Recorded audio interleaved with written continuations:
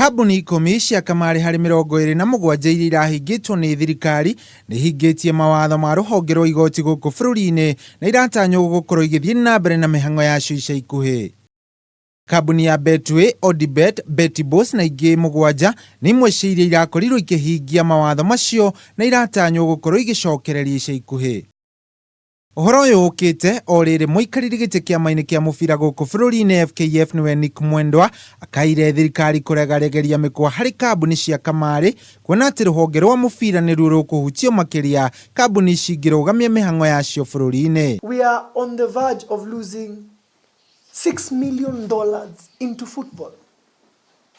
600 million is going to be lost in football because of the issues we have around betting. Makĩria ma milioni 600 nĩcio irarutĩtwo mwaka ũyũ nĩ kambuni itiganĩte cia kamari kũnyitĩrĩra rũhonge rwa mũbira. Kambuni ya SportPesa ĩkĩruta kĩgĩna gĩa ciringi milioni 600, kambuni ya Odibet kĩgĩna gĩa ciringi milioni 60, nayo kambuni ya Betin kĩgĩna gĩa ciringi milioni 20 kũrũgamĩrĩra irabu na timu ya bũrũri. I can tell you that the national team will suffer.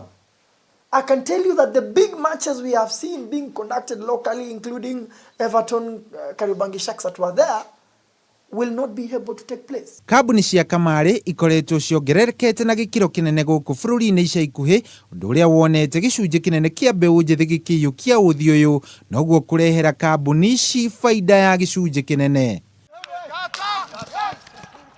Ngĩribotera metha ya mathako ya Kameme TV, Geto Shohi wa Ithe Fethi.